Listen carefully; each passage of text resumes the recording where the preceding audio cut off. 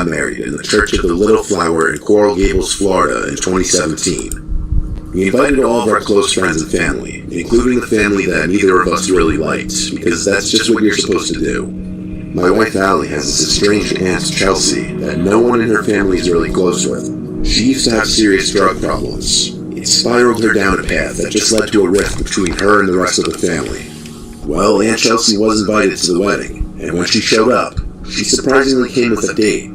But unsurprisingly, he didn't look like the kind of guy you want to bring home to Mom and Dad. Right from the first time I laid eyes on him, I knew he was different, not in a pleasant, quirky way.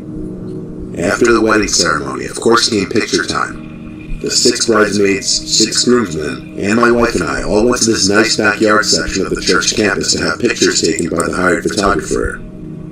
Some close family from both sides came along as well to watch while most others went to the party hall. Aunt Chelsea and her date came to watch us take pictures as well. This was when I first got his name, Rob. The two of them were making everyone uncomfortable, like everyone in the bridal party would joke around and we genuinely laugh. Then either Chelsea or Rob would yell out these weird, inappropriate things. They just kept doing it to the point where they created awkward silences, and all of us were just internally cringing, dreading what weird things they'd say next. It got very awkward very quickly, let's just say that, to the point I wanted them to leave altogether. Anyway, we eventually finished with pictures, and we migrated to Comber Hall, the party hall connected to the church, where food and drinks were being served. Being the groom, all the attention is on you at all times. You barely have a chance to sit down and gather your thoughts or even eat. Every second, I had someone else coming up to congratulate me, and eventually that person was Rob. He shook my hand again, his breath terrible, and his arms scarred up. He wasn't wearing a long-sleeved shirt, rather a stained gray polo. He seemed like a filthy person all around. He started talking to me with this loud, almost demeaning tone. I did my best to just be polite, and eventually he walked back to Chelsea. This was the last time I saw him that day. Eventually I saw Chelsea sitting by herself at the table, so I asked Allie where that Rob guy went. She had no idea either. After a while, Chelsea sitting by herself, Allie went up to her to ask her where her date was. Chelsea didn't know. She hadn't seen him in an hour. Chelsea also explained that they met in rehab, and that she had only gone out with him 4 times. Allie grew concerned with this man being here after hearing this. We asked our parents and some close family to look around for the man, to confirm if he was still there or not. There was some concerning news when one of my relatives said that some of the gifts in the room where the gifts were being stored were missing. We immediately attributed this to Rob, and had an employee ask over the microphone for everybody to keep an eye out for Rob. Chelsea wanted to call his cell, but she couldn't find her phone. This put a slight damper on things, but we didn't let it ruin our wedding day. Our parents called the police and dealt with them on the side, with the help of Chelsea giving information about Rob. After the wedding reception, a few close friends came back to our hotel room for a little after-party of sorts. Chelsea had texted Allie asking for our home address, because she had to drop off her gift that she forgot to give. Allie responded, and then our good time was interrupted by a distressing phone call from Chelsea's phone number. Allie turned off the music and put it on speakerphone. There was males breathing on the other end, like horror movie shit, like he was trying to creep us out. Allie kept asking where Chelsea was, to no avail. Eventually the person on the other end hung up. Allie called her grandma, who was the only one close enough with Chelsea to know where she would be, and she confirmed that Chelsea was staying with her for the night. Chelsea got on the phone and said she lost her phone at the wedding, and she didn't know her Apple ID or password, therefore she couldn't even track it with Find My iPhone. Our best guess was that it was that Rob guy. We were now concerned that he knew our address and that we weren't home. We were too drunk to go home, so we asked my dad to stay there for the night and watch the house. He gladly did so. And the next morning, we woke up to texts and missed calls from my dad.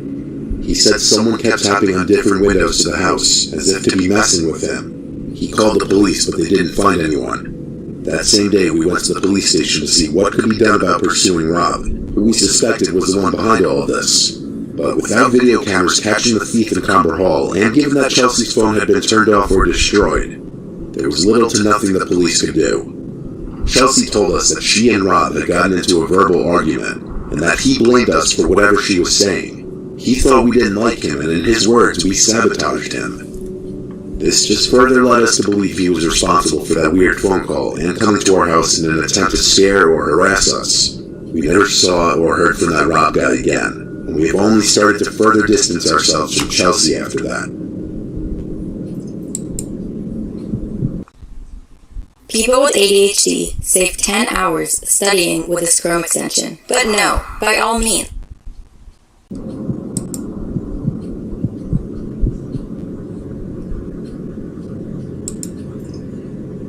I had a pretty low-key beach wedding, mostly just family and friends. My wife, who I'll just call Trisha, invited more people than me for sure. She even invited her ex-boyfriend Kyle. I didn't know exactly how I felt about that at the time, but I acted accepting and fine with it because I knew they remained close friends. There were about 75 people at the wedding ceremony, including Kyle. I didn't pay it much mind the day of the wedding because it was such a big day and my mind was obviously racing. Kyle was friendly to me, but throughout the wedding reception, I noticed Kyle would constantly be talking to Trisha, and when he wasn't talking to her, he'd be looking in her general direction. I mean, Trisha and I were married now. It's not like he had any shot at all. So at the time, I started to think maybe I was just being a little too paranoid, even if it was slightly annoying. Kyle came alone to the wedding, though, which I thought was just a tad weird that he didn't bring a date. My wife and I stayed in a fancy waterfront hotel that night, and the next day, we went back home. A couple people who didn't make the wedding came by the house to congratulate us and drop off gifts. Surprisingly, Kyle stopped by as well. Trisha and I had recently moved into a new house together, and Kyle claimed to have stopped by to check out our new place and to drop off his gift that he didn't get to give us yesterday. He handed us, well, Trisha specifically, an envelope and a little foot-long teddy bear holding a heart. On the heart was our initials, which I actually found to be a nice, thoughtful gift. We gave Kyle a tour of the house and he stayed for a beer, but after that he said he'd better get going and congratulated us once more before leaving. Inside the envelope was a card containing $100. As nice as I thought the gifts were, I still believed he had some serious feelings for Trisha, and I asked her to ease back on the friendship a bit. She couldn't see what I saw though, apparently. She swore up and down that they were just very close friends and that there were no feelings left on either side. Trisha put the teddy bear next to some of the other gifts on our dressers. While my wife and I were in bed together having a romantic moment, I stopped her when I heard this weird noise. I couldn't put my finger on what it was, but it sounded like a small electrical component. I looked around for my phone and found it was on my nightstand. I chalked it up to being a vibration from a text notification. Like half an hour later, laying in bed with the light off, I once again brought up Kyle, asking if he texted her since the day before. She said he has, and I got a little annoyed. I repeated myself, saying I don't want her talking to him anymore. She got a little mad at me for accusing her of being interested in him at all. I assured her he was still interested in her. Why else would we stick around in his ex's life like this? She got back at me with her assurance that she doesn't view him romantically at all, that she's no longer attracted to him, and that she broke up with him for a reason. She followed this with she will ease back on her contact with him. I apologized for coming at her like that, and we went to sleep. The next day, when I got home from work, Trisha explained that Kyle randomly blocked her on Instagram, and when she texted him asking what's wrong, he replied, "What do you care? I heard the things you said." When she tried texting back asking what he was talking about, she saw that he blocked her number now too.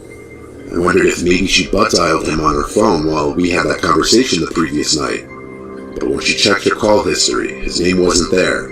I wasn't angry though. Him blocking her meant I was right. He did still have feelings, and now he'd be gone. That night while in bed, we talked about it some more. Then I heard the little electronic vibrating sound again.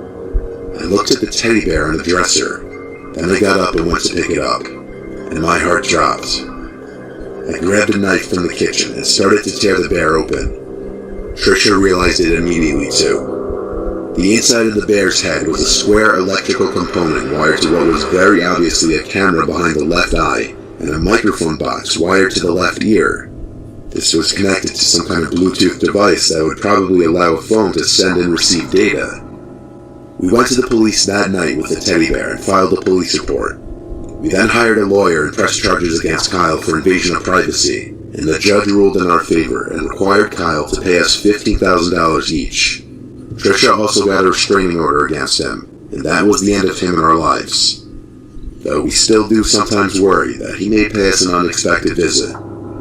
If he was crazy enough to wire a teddy bear to spy on us and possibly watch us in bed together, who knows how far someone like that is capable of going.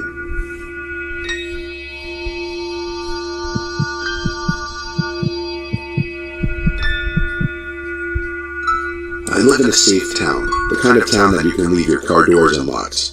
Hell, you can usually get away with leaving the doors to your house unlocked. The crime rate is very low, and I live in a dead-end block. I had just gotten home from work around 8 p.m. after a 12-hour shift and was preparing a late dinner when the phone rang. The second I picked up, I heard the sound of the person on the other end hanging up.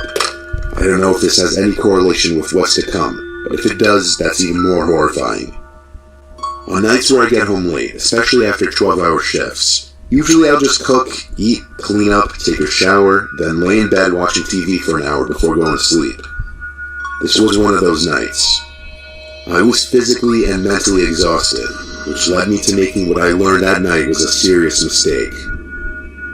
I was laying in bed watching The Sopranos for my third run. Sometimes I'll drift off to sleep with the TV still on when I'm just completely beat, and that's exactly what happened this night. I woke up to the TV still playing The Sopranos. I had slept through 2 episodes. I felt around the bed for the remote and turned it off. In the now freshly silent room, I was able to hear little creaks in the wood under the carpet. I felt adrenaline kick in as I looked across the dark room, and I felt I could vaguely see the shape of a very wide figure. As I aimed the remote at the TV to turn it back on to light up the room, before the TV was even on, I started choking on my own spit as I tried to say, "Please leave." The TV came back on, and the room lit up a tint of blue, revealing her. This woman in a wedding dress, looking at me, with the veil covering her face. I tried to scream at first, but nothing came out of my mouth because I was just in pure shock. I sat up, pressed against the headboard of my bed, frozen. That's the best way I can describe what I was doing in that moment. The woman in the dress, whose face I could barely see, walked over to the bed, whispering, "Where's my groom?" over and over. But each time she said it, she got louder. Her whisper quickly turned to a yell, and she grabbed the edge of my mattress and started shaking it. I screamed back at her to leave me alone. Then I got off the bed, pushed her, and ran to the bathroom across the hall and locked the door. She followed me, trying to open the door, banging on it and repeating the words, "Where's my groom?" I yelled at her, "I'm calling the cops," and luckily I had my cell phone on me. The woman was crying now on the other side of the door, still knocking and banging. The last thing I heard her say was, "I have to get to my wedding." I heard her stomp down my stairs, screaming and crying. Then I heard the front door slam shut. I was on the phone with 911, and I explained what just happened. I checked the living room, and she was gone. I stepped outside to see if I could see which way she ran, but she was out of sight. A police officer showed up shortly, and I described her as some larger woman in a white wedding dress and veil. How she was screaming, "Where's my groom?" and "I have to get to my wedding." I couldn't help with the direction she ran to. It was either down the only direction the street goes, or the woods to the right. Because of my exhaustion after my 12-hour shift, I had forgotten to simply lock my door, something I honestly never even thought was a problem in my neighborhood. But this just goes to show that even the best of neighborhoods, you're not always safe from crazy people out there. I think this woman was off her rocker and belonged in a mental asylum, and I hope police or somebody found her roaming the streets that night and brought her somewhere to get her help.